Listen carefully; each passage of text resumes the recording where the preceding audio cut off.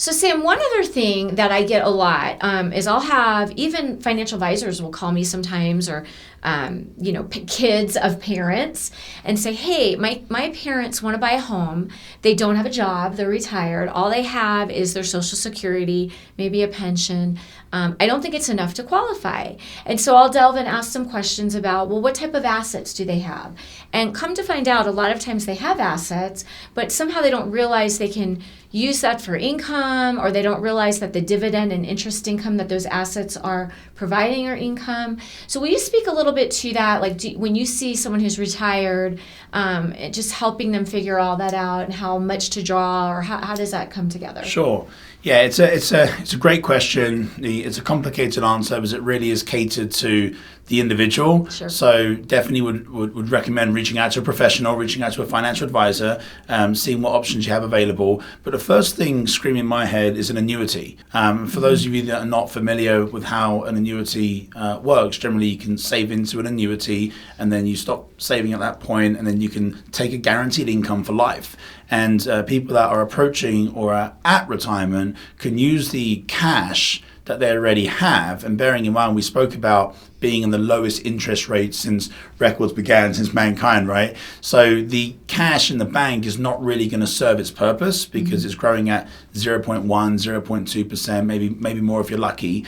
But putting it into a vehicle which is going to give you a guaranteed income for life. So I definitely think an annuity would be one thing to talk about, but it really would depend on the situation. Right, every situation's so different, right? So usually I'll say, well, let me see their tax returns, let's see what assets they have. And sometimes they're not performing, or they don't have them in a place that they could be earning money, so earning income. So those are things to look at.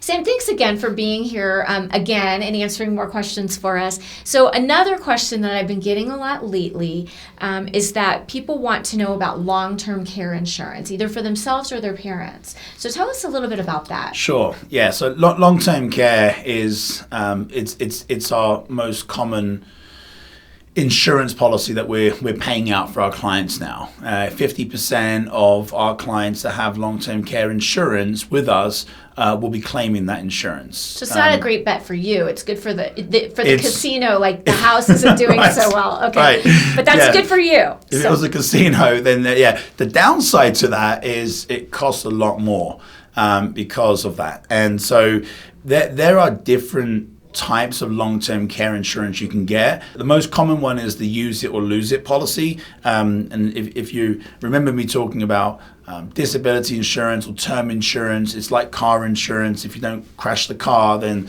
the money's not going to be paid out. But that is an option that people do. And the reason why it's super important is because people don't realize how expensive nursing homes are now. And here in Colorado, I don't know, I mean, I know in the East Coast and the West Coast, you're looking at up to like $15,000 a month. I think it's approaching $10,000 a month here in Colorado if you're serious about trying to find a good home. So what you can find is the assets that you've accumulated over a long period of time can quickly evaporate when there's a long-term care need in the household. So it's important to have, but that's one type. And the other type, Michelle, is integrating what's called a long-term care rider or an accelerated care benefit, but it's basically a long-term care rider onto your permanent life insurance policy. Now, this is super interesting because... Is that new? I've not heard of this. It's finally been accepted in California and New York, but it's been around for some time. But those were the last two states just last year, actually. Beginning of last year, they finally overturned it. So it's now in all 50 states. Okay.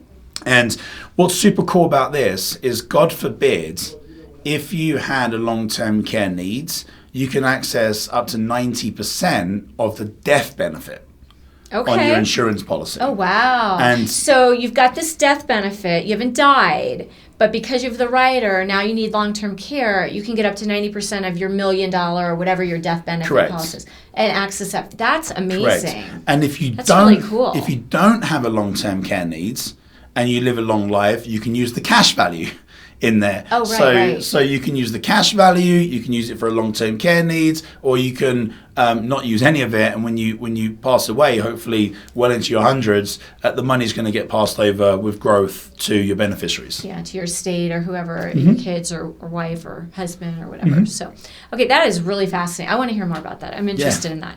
So I had a mom, unfortunately, that did have to go to assisted living after a stroke, and it was very devastating. So I can personally relate to that. So anyway, well, thank you so much for coming in. That's been very enlightening. We've learned a lot today. And if you have more questions, please reach out to Sam. He's a wealth of knowledge. And I encourage you to do your homework, but he's the guy you want to talk to. Give us a call here, Michelleoddo, if you have any mortgage questions. Thank you.